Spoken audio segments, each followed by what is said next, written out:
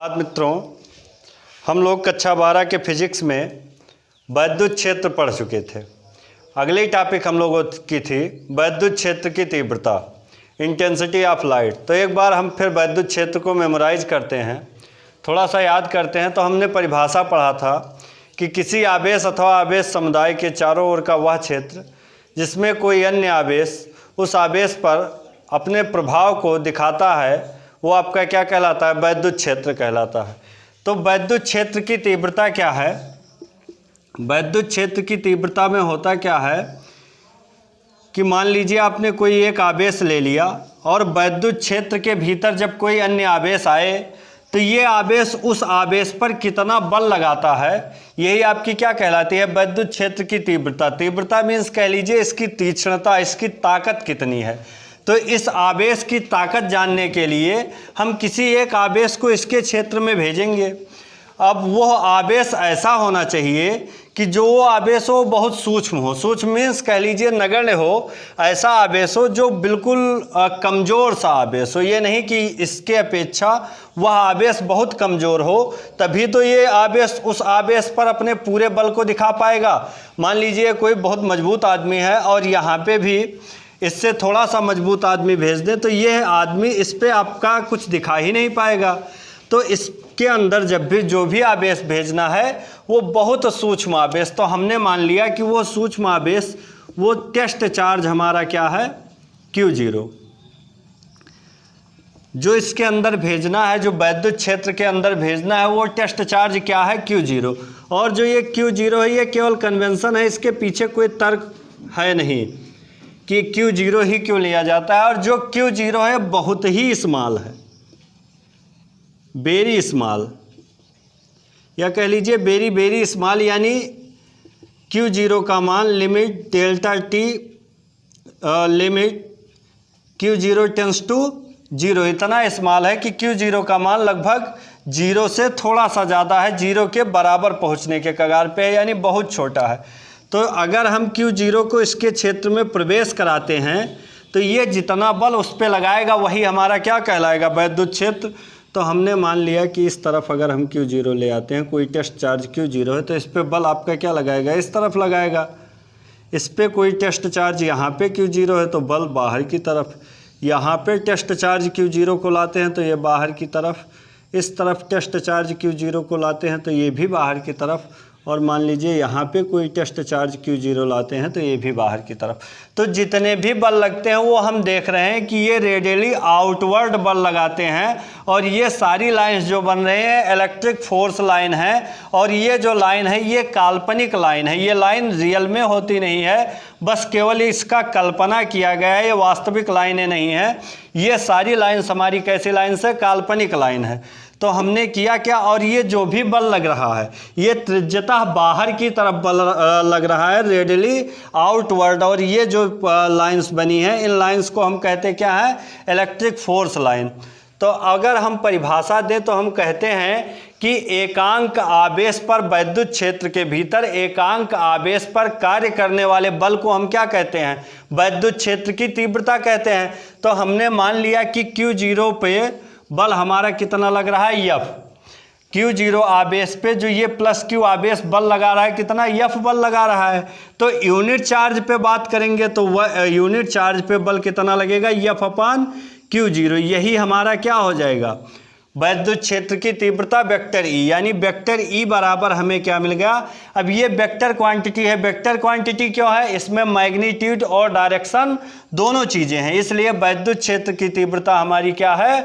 Vector quantity है। तो E बराबर हमें क्या मिल गया? F अपान Q0।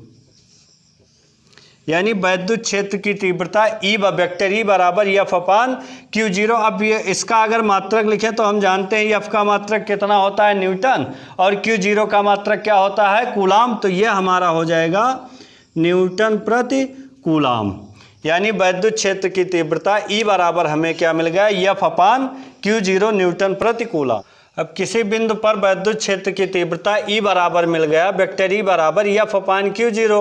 अब हमें पता है एफ का मान कितना होता है, एफ बराबर हम जान रहे थे, कूलाम का नियम निकाले थे, एफ बराबर हमें मिला था 1/4 pi epsilon zero q zero upon r square. तो यहाँ रख दें एफ का मान, तो ये हमारा क्या हो जाएगा 1/4 pi epsilon zero q zero upon r square और बटे फिर क्या क्यू जीरो। तो इस क्यू जीरो से ये क्यू जीरो कट गया, तो हमें मिल गया वेक्टर ई बराबर 1/4 pi epsilon zero q upon r square.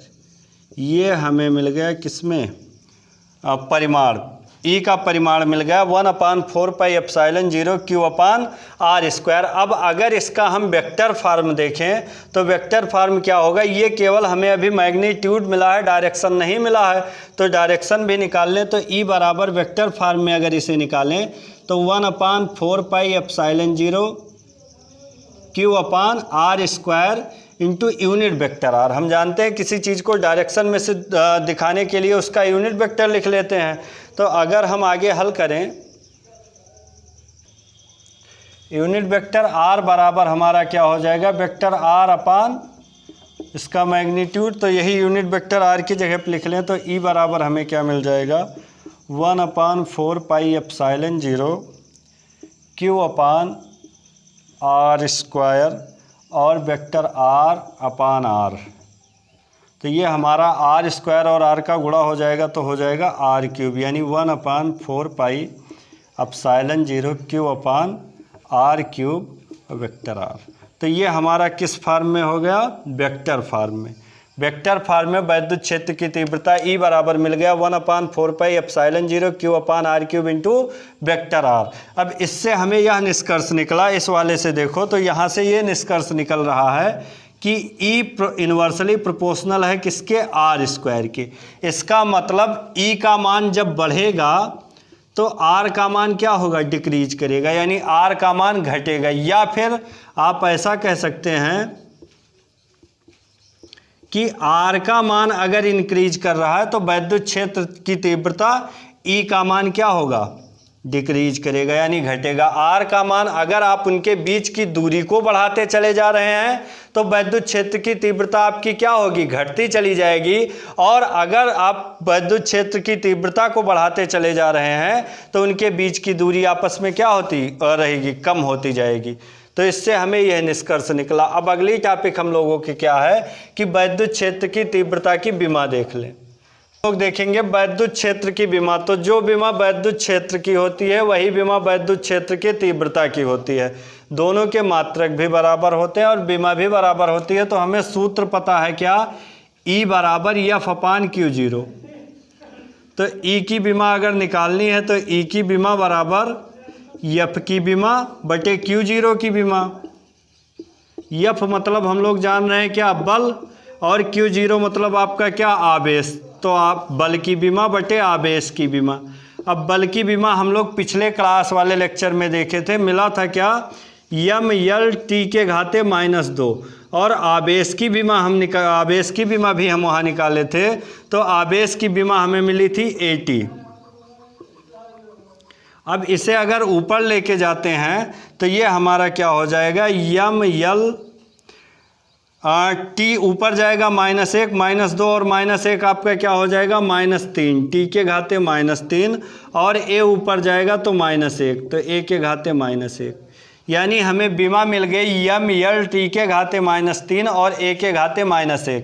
कभी कभी होता क्या है कि बहुविकल्पीय प्रश्नों में इनकी विमाएँ पूछ ली जाती है, इसलिए विमा जानना जरूरी है। अब अगर हम इनका मात्रक देखें मूल मात्रकों के पदों में, यहीं से इनका मात्रक भी निकाल सकते हैं। तो मूल मात्रक के पद में अगर इनका मात्रक देखें तो यम मीन्स आपका द्रव्यमान, द्रव्यमान का मात्रक क्या होता है, किलोग्राम, और यल मीन्स आपकी लंबाई, लंबाई का मात्रक होता है क्या, मीटर, तो किलोग्राम मीटर।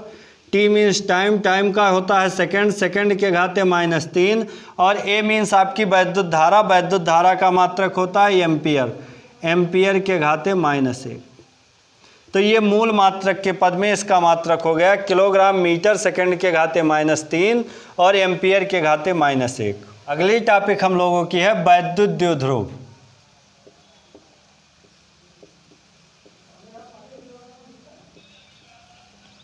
ये क्या होता है? Electric dipole.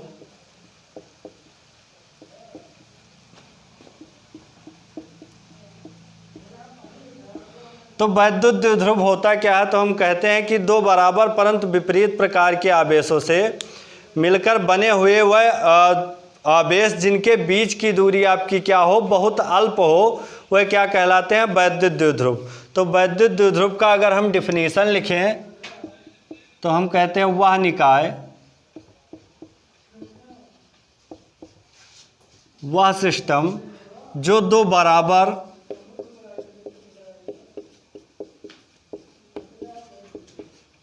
परंतु विपरीत प्रकार के आवेश से मिलकर बना हो।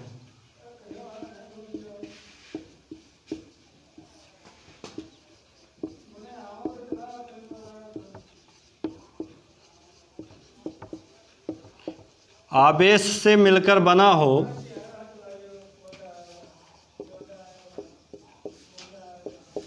तथा उनके बीच की दूरी बहुत अल्प हो,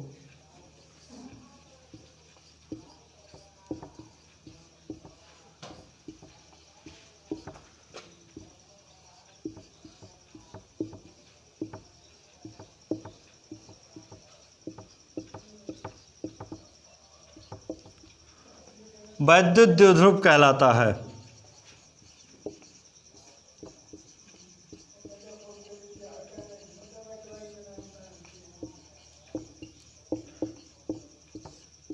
जैसे हम देख लें, मान लीजिए हमने एक ऐसा सिस्टम ले लिया जो दो विपरीत प्रकार के आवेश से मिलकर बना है। ये दो बिंदु ए और बी हैं। ये दो विपरीत प्रकार के आवेश से -q और +q आवेश से मिलकर बने हैं और दोनों आवेश की जो क्वांटिटी है वो आपस में क्या है? समान है। इनकी मात्राएं समान है, बस केवल आपका क्या है? एक ऋण आवेश है और दूसरा धन आवेश है। कंडीशन यही बताया गया कि दो बराबर आवेश हों परंतु वह क्या हो? विपरीत प्रकार के हों। उनकी क्वांटिटियाँ समान हो लेकिन वह क्या हो? एक धन आवेश हो और दूसरा क्या हो? ऋण आवेश हो और उनके बीच की दूरी जो हो वो बहुत ही कम हो। तो इससे बने हुए पूरे सिस्टम को हम लोग क्या कहते हैं? Electric dipole. तो इलेक्ट्रिक डाइपोल के बारे में हम बताएं कि वह दो विपरीत प्रकार के आवेशों से मिलकर बने होते हैं तथा इनके बीच की दूरी बहुत अल्प होती है। तो यह हमारा क्या हो गया? वैद्युत द्विध्रुव। अब इसी से रिलेटेड हमारी एक और टॉपिक है वैद्युत द्विध्रुव आघूर्ण, इलेक्ट्रिक डाइपोल मोमेंटम। ये क्या होता है? इसके बारे में बताया गया कि इनमें से कोई एक आवेश ले लें और इनके बीच की दूरी ले लें और दोनों का गुणनफल कर दें। जो नई राशि बनेगी वो हमारी क्या कहलाएगी? वैद्युत द्विध्रुव आघूर्ण। तो इसकी परिभाषा हो जाएगी कि वैद्युत द्विध्रुव का कोई एक आवेश तथा उनके बीच की अल्प दूरी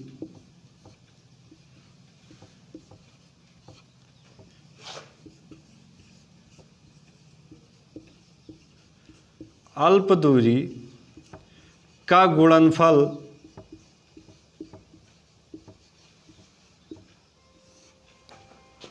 वैद्युत द्विध्रुव आघूर्ण कहलाता है।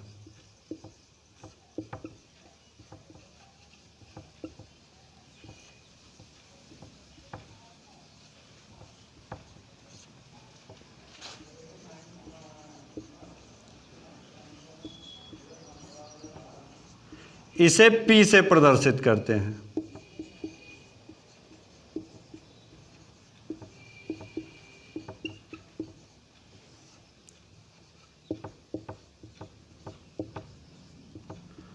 अब P बराबर देखो हम क्या कर लें, कोई एक आवेश ले लिया हमने, आवेश ले लिया Q और इनके बीच की दूरी क्या है? 2L। तो 2L तो हमें मिला क्या? P बराबर 2QL। यही क्या हुआ गया? वैद्युत द्विध्रुव आघूर्ण, यानी वैद्युत द्विध्रुव आघूर्ण P बराबर 2QL।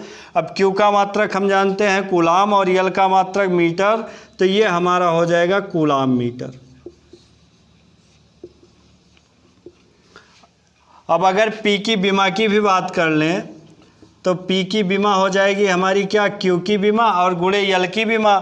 तो Q की विमा हम जानते हैं क्या होती है? 80 और यल की विमा हमारी क्या होती है, यल, तो ये क्या हो गया, यल टी ए, इसकी विमा हो गई यल टी ए। हम लोगों की है कि वैद्युत द्विध्रुव के कारण उत्पन्न वैद्युत क्षेत्र की तीव्रता। तो इसमें दो स्थितियों को हमें पढ़ना है। पहली स्थिति आपकी क्या है, अक्षीय अथवा अनुदैर्ध्य स्थित, इंड ऑन इंड पोजीशन, और दूसरी आपकी क्या है, निरक्षीय अथवा अनुप्रस्थ स्थित, ब्रॉड साइड ऑन पोजीशन। इन दोनों स्थितियों के बारे में हमें पढ़ना है। तो सबसे पहली स्थिति हम लोग वैद्युत द्विध्रुव के कारण उत्पन्न अक्षीय स्थिति में वैद्युत क्षेत्र की तीव्रता का अध्ययन करेंगे। तो पहली हेडिंग हमारी होगी अक्षीय स्थिति में वैद्युत क्षेत्र की तीव्रता।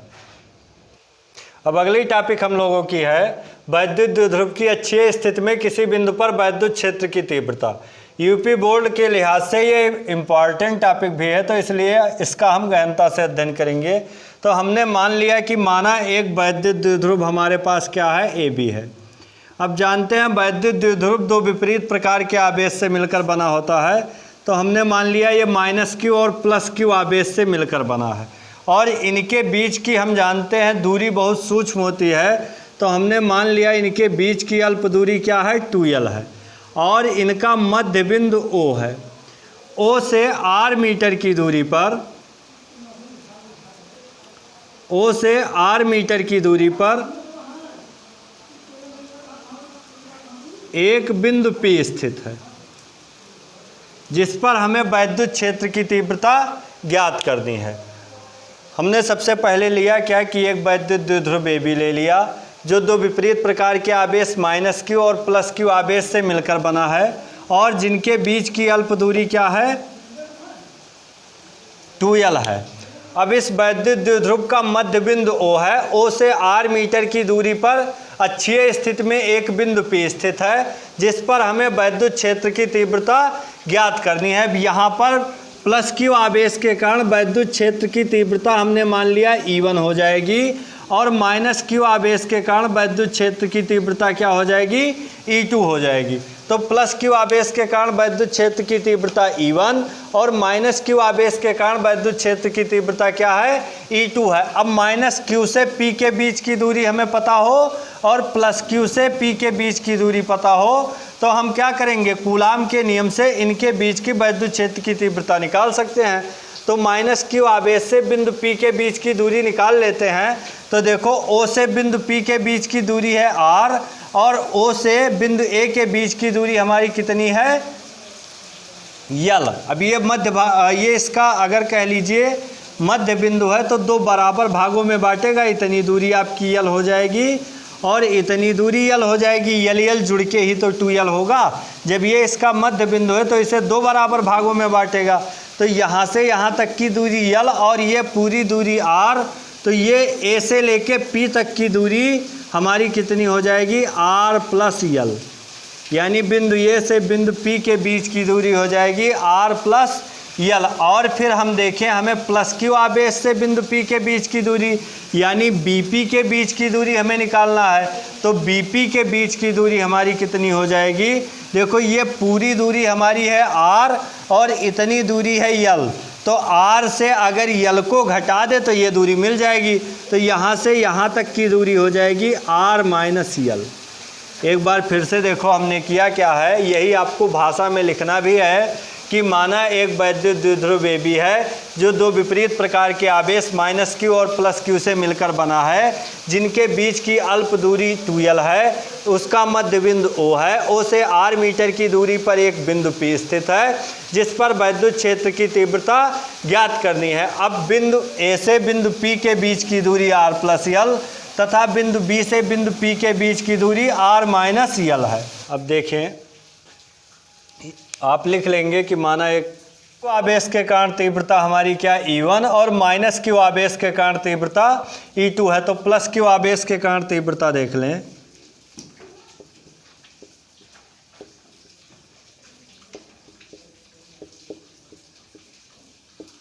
वैद्युत क्षेत्र की तीव्रता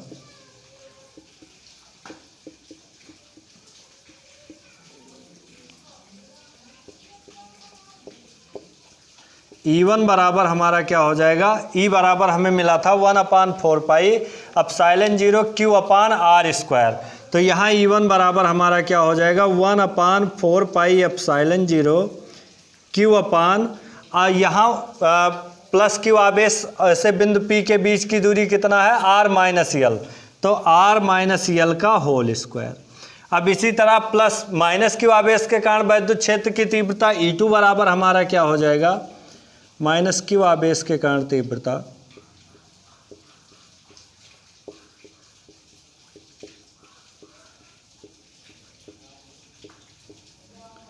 E2 बराबर हो जाएगा 1/4 पाई एप्सिलॉन 0।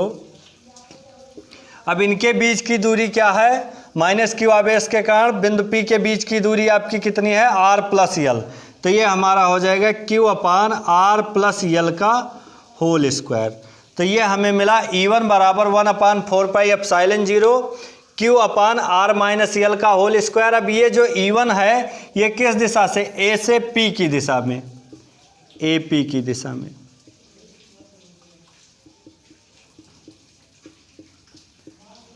और जो E2 कार्य कर रहा है E2 हमारा किस दिशा में PB की दिशा में।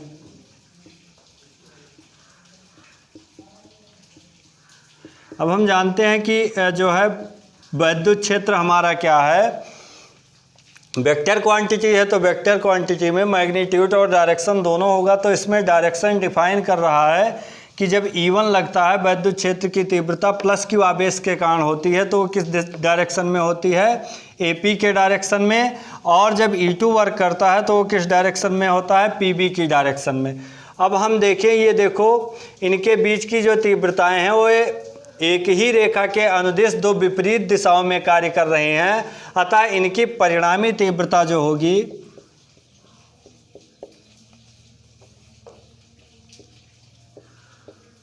परिणामी मीन्स दोनों का योग, तो E बराबर हमारा क्या हो जाएगा E1 minus E2। E minus काहे हुआ काहे कि ये विपरीत दिशा में कार्य कर रहे हैं।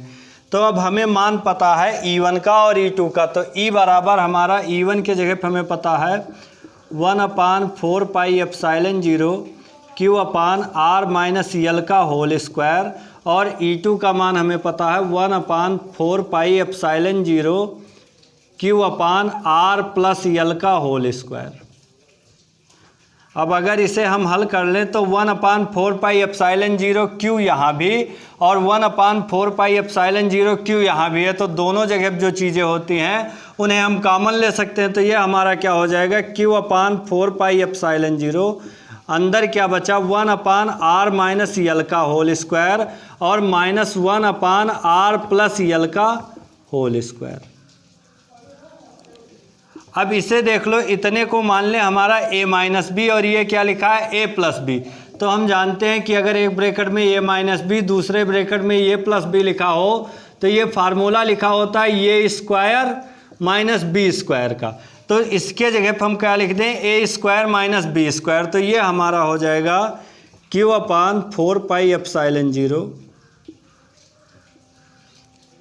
r माइनस यल का r स्क्वायर माइनस यल स्क्वायर का होल स्क्वायर, चूँकि होल स्क्वायर दोनों था तो r स्क्वायर माइनस यल स्क्वायर का होल स्क्वायर। अब इसका इस तरफ गुणा और इसका इस तरफ गुणा, तो r प्लस यल का होल स्क्वायर और माइनस r माइनस यल का होल स्क्वायर। अब इसी को थोड़ा सॉल्व कर लें तो हमें मिल जाएगा Q/4 पाई एप्सिलॉन 0, ये लिखा है a प्लस बी का होल स्क्वायर, ये लिखा है a माइनस बी का होल स्क्वायर। तो a प्लस बी के होल स्क्वायर का फार्मूला हम लोग पढ़े हैं और जानते भी हैं कि a square plus b square plus 2ab, और a माइनस बी के होल स्क्वायर का फार्मूला होता है a square plus b square minus 2ab। तो ये हमारा हो जाएगा, इसे खोल दें तो ये हो जाएगा r square plus l square plus 2rl एक ब्रैकेट में, और minus r square plus l square minus 2rl बटे r स्क्वायर माइनस यल स्क्वायर का होल स्क्वायर। अब इसे और जो हम थोड़ा सॉल्व करें तो Q/4 pi epsilon 0 r square plus l square plus 2rl minus r square minus यल स्क्वायर और माइनस माइनस का अंदर गुणा तो प्लस 2rl।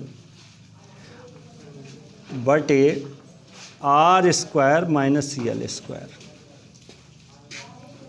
अब देखो आर स्क्वायर से आर स्क्वायर कट जाएगा प्लस में माइनस में, और यल स्क्वायर से यल स्क्वायर कट गया, तो हमें मिला क्या, Q upon 4 pi epsilon 0 2 R L जुड़ गया तो कितना हुआ 4 आर यल बटे are square minus L square का होल स्क्वायर।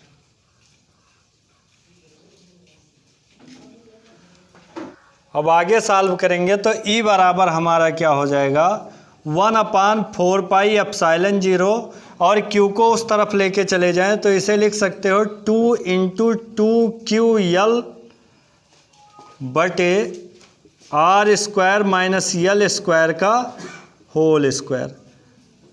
अब देखो अगर इसे हम लिखते हैं 2QL, तो अभी हम पढ़े थे कि वैद्युत द्विध्रुव आघूर्ण P बराबर क्या होता है 2QL। तो P जहाँ 2QL लिखा है, चूँकि हम जानते हैं कि P बराबर हमारा क्या होता है 2QL, तो जहाँ 2QL है इसके जगह पे हम क्या लिख सकते हैं P। तो E बराबर हमें मिल गया 1/4 pi epsilon 0 2P upon r square minus यल स्क्वायर का होल स्क्वायर। अब देखो यहाँ पे अगर यल की बात करें तो यल आर की तुलना में बहुत छोटा है। अब जब आप चित्र बनाएंगे तो ये ज़्यादा बड़ा रहेगा, ये बहुत सूक्ष्म रहेगा, तो यल को हम क्या कर देंगे, यल जब आर की अपेक्षा बहुत छोटा है तो यल को नेग्लेक्ट कर देंगे। मान लीजिए आप जब किसी बहुत बड़े क्वांटिटी का बात करते हैं तो छोटी क्वांटिटियाँ क्या हो जाती हैं, आपस में मिक्स हो जाती हैं। जैसे अगर देख लें आप किसी बड़े आदमी के घर के पास में रह रहे हैं, तो जब आपका पता पूछा जाएगा तो आपके बजाय उसी का पता पूछा जाएगा। जैसे लोग गांव में आते हैं तो कहते नहीं है कि प्रधान जी के घर के बगल, तो ये क्या है, बहुत बड़ी क्वांटिटी है और ये बहुत सूक्ष्म क्वांटिटी है, तो ये हमारी क्या हो जाती है, इसकी अपेक्षा इसे क्या कर देते हैं, नेग्लेक्ट कर देते हैं। तो लिख लें कि यल का मान आर की अपेक्षा बहुत सूक्ष्म है।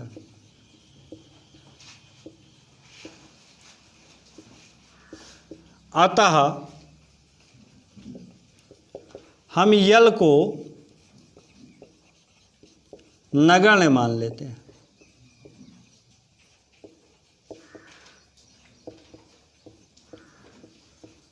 इसको क्या कर दें, नेग्लेक्ट कर दें।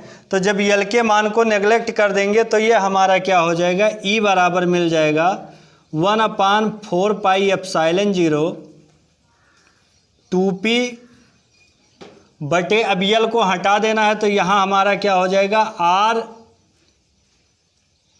यहाँ छूट गया, छूटा क्या आपका, आर छूट गया, तो आर, ये हमारा क्या हो जाएगा, आर स्क्वायर का होल स्क्वायर। तो ये हमारा फिर होगा, तब ये हमारा हो जाएगा ई बराबर 1/4 पाई एप्सिलॉन 0 2PR बटे आर के घाते 4, आर से आर कट जाएगा, तो ई बराबर हमारा क्या हो जाएगा 1/4 pi epsilon 0 2P upon r cube. ये वैद्युत क्षेत्र की तीव्रता निकल आई।